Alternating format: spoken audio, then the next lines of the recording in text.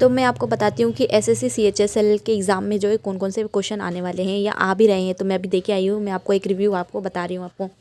तो सबसे पहले जो है आपको सिलेबस आपको पता रहना चाहिए कि कौन कौन से जो है सब्जेक्ट है और कितने नंबर के हैं, कितने घंटे का पेपर है। तो मैं आपको पहले एक ओवरव्यू दे देती हूँ। तो यहाँ पर जो सब्जेक्ट है इंग्लिश, और फिर है रीजनिंग, मैथ्स, और है फिर उसके बाद जीके।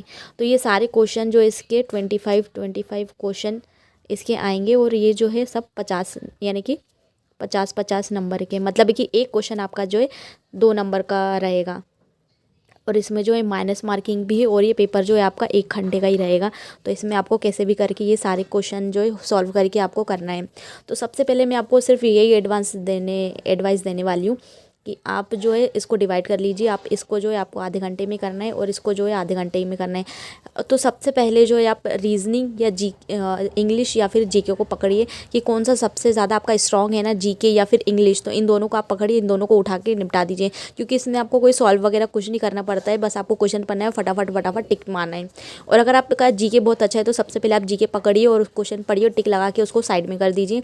और फिर उसके बाद अगर इंग्लिश आपकी बहुत अच्छी है तो फिर आप इंग्लिश को पकड़िए और फिर उसको टिक लगाइए और उसको साइड में कर दीजिए। तो जितना भी आपके पास टाइम बचेगा ना, तो वो रीजनिंग और मैथ्स के लिए रहता है। रीजनिंग और मैथ्स ऐसे सब्जेक्ट है कि आप उसके अंदर घुस गए तो फिर आपको टाइम का पता ही नहीं चलता है, और फिर आप सॉल्व करके चले जाते हो।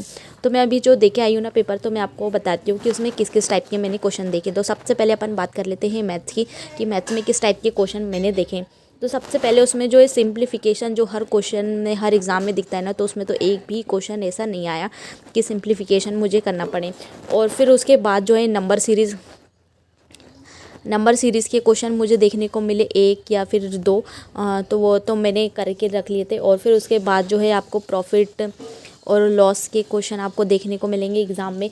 तो आपका जो बेसिक रहते हैं ना क्वेश्चन, तो आप उसको उधर निपटा लीजिए। जैसे कि लाभ या हानि के कैसे फॉर्मूले रहते हैं, और क्रय मूल्य और विक्रय मूल्य के भी जो फॉर्मूले रहते हैं ना बेसिक वाले, वो आप बस उनको एक बार पहले पढ़ लीजिए, ऊपर देख लीजिए कि अगर एग्ज़ाम में आए तो आप उसको पढ़ ले अच्छे से।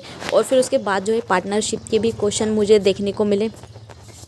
तो उसमें जैसे कि जो बेसिक वाले रहते हैं ना, जैसे कि समझ लो ए ने जो 1000 रुपये लगाए, और फिर उसके बाद बी ने भी 1000 लगाए, और फिर उसके बाद सी ने भी 1000 लगाए। फिर इन लोगों ने साल भर काम करा तो बी को जो है कितना प्रॉफिट मिला। तो इस टाइप का ये बहुत ही टुच्चा टाइप का क्वेश्चन ये आपको देखने को मिलेगा। तो आप ये कर लेना, और है ना एक बार इसी ऊपर नज़र मार लो। और फिर उसके बाद जो क्वेश्चन आता है कि भैया समझ लो कोई भी XYZ एक लड़का है, वो अपनी कमाई से जो है इतने रुपये कमाता है, फिर इतना जो है बचत करता है, फिर कितना परसेंट जो है उसने कौन सी जगह पे खर्च किया। तो इस टाइप का क्वेश्चन आपको देखने को मिलेंगे। और जो त्रिभुज और वृत्त के क्वेश्चन भी आएंगे, तो आप इसके भी फॉर्मूले आप अच्छे से पढ़ लो। एक क्वेश्चन मैंने देखा था जिसमें त्रिभुज की उन्होंने वैल्यू दे दी थी, इधर समझ लो 2 3 4 इसकी ऐसी वैल्यू, और उसके बीच में ऊपर मतलब वृत्त है, और ये वृत्त की त्रिज्या निकालनी है। तो ये तो मुझे नहीं आया, इसको तो मैंने हटा दिया। फिर उसके बाद अपन बात कर लेते हैं रीजनिंग की। तो रीजनिंग में जो मुझे फिर से और नंबर सीरीज़ के ही क्वेश्चन मिले थे, 1 या फिर 2। और जो रीजनिंग का सबसे फेवरेट सब्जेक्ट है मेरा पज़ल, तो एक भी नहीं मिला मुझे। और फिर उसके बाद जैसे कि A B फिर डैश फिर B X करके इस टाइप के क्वेश्चन आते हैं, तो वो 1 मुझे मिला। और फिर उसके बाद जो दिशा निर्देश वाले भी क्वेश्चन रहते हैं ना, डायरेक्शन वाले, तो उसका भी एक क्वेश्चन दिखाता है कि भैया समझ लो राम है, तो वो पूर्व में इतना चला, फिर दक्षिण में इतना चला, फिर इधर से ऐसा चला, तो अपनी प्रारंभिक बिंदु से किस दिशा में, तो ये आपको बताना है। बहुत ही हलवा क्वेश्चन।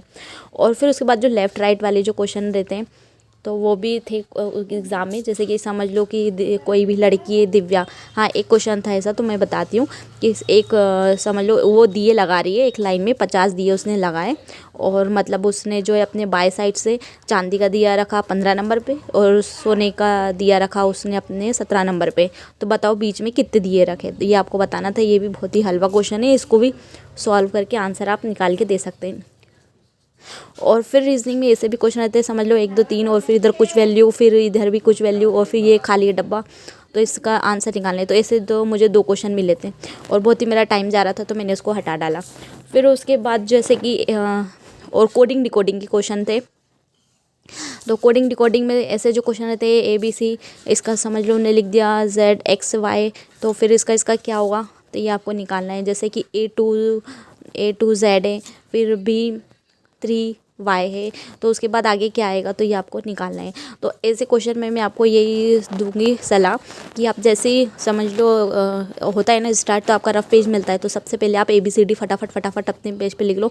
ये बहुत ही ज़्यादा आपको हेल्प मिलने वाली है, क्योंकि जैसे क्वेश्चन आता है ना आपके माइंड से पूरा निकल जाता है कि A की वैल्यू कितनी, B की वैल्यू कितनी, फिर एक अपोजिट क्या है B का, तो फिर जो है आप सबसे पहले ये लिख लो तो वो सही होता है। फिर अब इसमें तो इतना ही मुझे देखने को मिला, तो फिर अब बात कर लेते हैं अपन जीके की कि जीके में क्या आया। तो जीके में जो है मुझे 1-2 क्वेश्चन तो क्रिकेट के देखने को मिले, क्रिकेट वाले, कि भैया एम्पायर जो है किस बॉल पे ऐसा कुछ था। तो क्रिकेट से तो मेरा नाता बहुत दूर दूर से है, और क्रिकेट में कौन सी ट्रॉफी वगैरह जीती तो मुझे कुछ इसका आइडिया नहीं था। और गेम के भी क्वेश्चन मिले कि भैया कौन से इंडिया में कितने मेडल जीतेगा, इस टाइप का कुछ क्वेश्चन था। और एक और था तमिलनाडु में जो एक ताली बजा के कौन सा डांस करते हैं, तो वो भी मुझे नहीं पता था।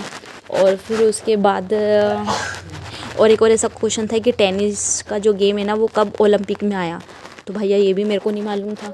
और फिर उसके बाद चलो ठीक है जीके का तो इतना। और फिर लास्ट में मैंने इंग्लिश, क्योंकि इंग्लिश तो मेरी बहुत ही वीक है, सबसे पहले मैंने जीके पकड़ा, फिर उसके बाद रीजनिंग और मैथ्स, और फिर उसके बाद में इंग्लिश पे आई। तो इंग्लिश तो मेरी बहुत ही वीक है। इंग्लिश में मैं जैसे आई तो सबसे पहले जो क्वेश्चन थे और सिनोनिम्स एंटोनिम्स थे, तो वो तो मैंने उनको हटा डाले। और फिर उसके बाद जो ऐसे क्वेश्चन भी आए जो आपको सिर्फ थोड़ा अपना सेंस लगा के आप आंसर दे सकते हो, तो आप वैसे कर सकते हो।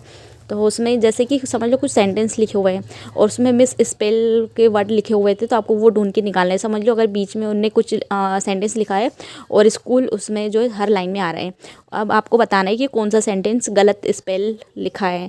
तो उसमें समझ लो ऐसा ही कुछ लिखा हुआ है और ये चारों में सब में सेम सेम है।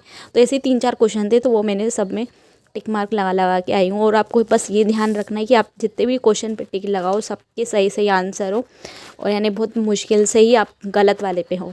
और तुक्का मुक्का तो कोई भी मार के मत आओ, उससे कोई आपको कुछ नहीं मिलने वाला।